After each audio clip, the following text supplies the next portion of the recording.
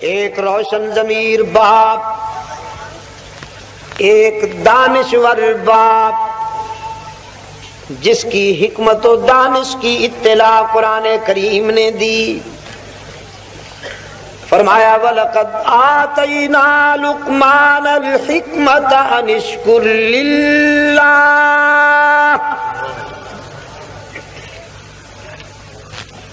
حکمت و دانائی کا یہ نامور کردار اپنے بیٹے کو بلاتا ہے.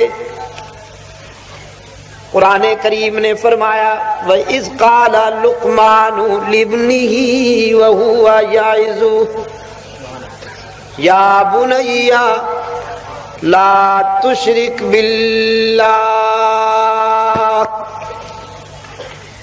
لقمان نے اپنے لخت جگر کو اس دنیا کو چھوڑتے وقت قریب بلایا.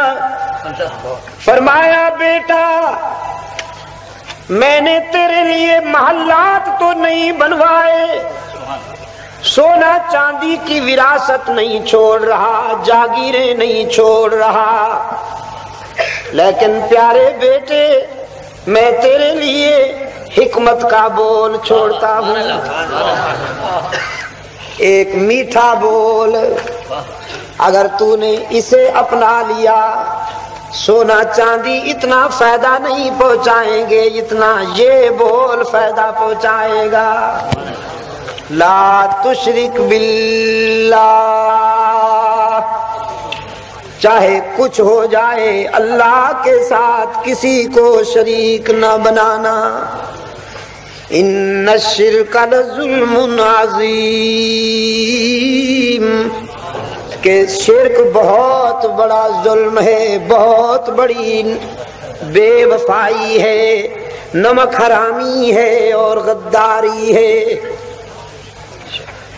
سونا فنا ہو جاتا ہے، جاگیریں چھن جاتی ہیں. سرگودا سے ہم گزرے، تیوانوں کی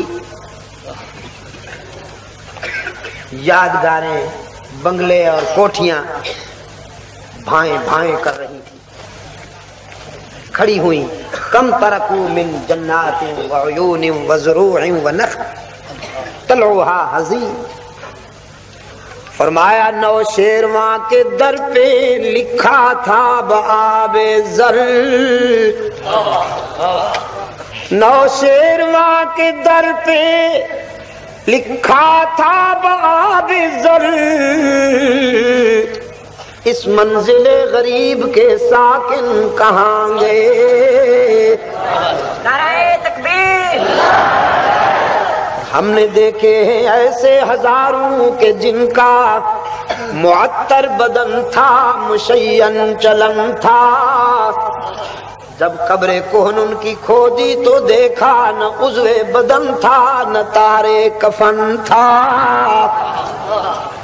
میر تکی درد کہتا ہے کل پاؤں ایک کاسائے سر پر جو آ گیا، یک سرو استخان شکستہ سے چور تھا. قبرستان سے گزرتے ہوئے کسی کی پرانی کھوپڑی پہ پاؤں آ گیا، امتداد زمانہ نے اسے بوسیدہ کر رکھا تھا، پاؤں آیا تو ریزہ ریزہ ہو گئی. کہنے لگی کہ دیکھ کے چل راہ بے خبر، کہنے لگی کہ دیکھ کے چل راہ بے خبر، میں بھی کبھی کسی کا سرے پرغرور تھا. سب مٹ جانے والی چیزیں ہیں، جاگیریں بھی مٹ جاتی ہیں، سونا بھی مٹ جاتا ہے، چاندی بھی فنا ہو جاتی ہے، محلات بھی مٹ جاتے ہیں، کوٹھیاں بھی سب فنا ہو جاتے ہیں، لیکن ایک کلمہ لا زوال لا زوال لا زوال، اس کی توحید، اس کی توحید کا کلمہ. جس نے توحید میں وفا کر دی توحید اسے بھی زوال آشنا نہیں ہونے دیتی، جس نے توحید میں وفا کر دی توحید اسے بھی زوال آشنا نہیں ہونے دیتی۔ پاکستان والوں دعوے سے کہتا ہوں شرک و بدعت کے دروازے بند کر دو، سارے مسئلے حل ہو جائیں گے۔ آج منگتے بن کر کھڑے ہوئے ہو، کرنسی میں جان نہیں رہی، کبھی امریکہ سے مانگتے ہو، کبھی جاپان سے مانگتے ہو، کبھی جرمنی سے مانگتے ہو، ساری دنیا میں منگتے مشہور ہو گئے ہو، بین الاقوامی پائی نہیں کی۔ اللہ نے انہیں کسی کا محتاج نہیں بنایا، ان کی زمین سونا اگلتی ہے، آسمان موتی برساتا ہے، ہمارے منصوبے پڑے ہوئے ہیں کہ سرمایہ نہیں ہے، ان کا سرمایہ پڑا ہوا ہے کہ منصوبے نہیں ہیں۔ یورپ کے بینک مشرق وسطی کی دولت سے بھرے ہوئے ہیں۔ دنیا مانتی ہے اگر سعودی عرب یورپ کے بینکوں سے سرمایہ نکال لے تو دیوالیہ ہو جائے، بینک بیٹھ جائیں۔ کبھی کبھی خیال آتا ہے کہ یہ سرمایہ نکال کیوں نہیں لیتے،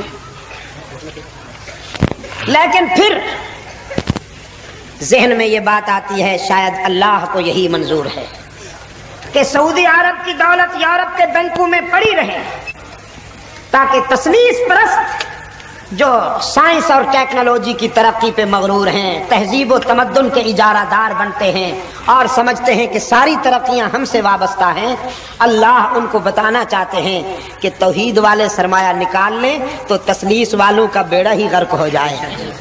تمہاری آبرو بھی اسی سے بچی ہوئی ہے کہ توحید والوں کا سرمایہ تمہارے بینکوں میں پڑا ہے۔ فطرت اشارے کر رہی ہے کہ تثلیث میں کچھ نہیں، سب کچھ توحید میں ہے، دنیا بھی توحید میں ہے، آخرت بھی توحید میں ہے۔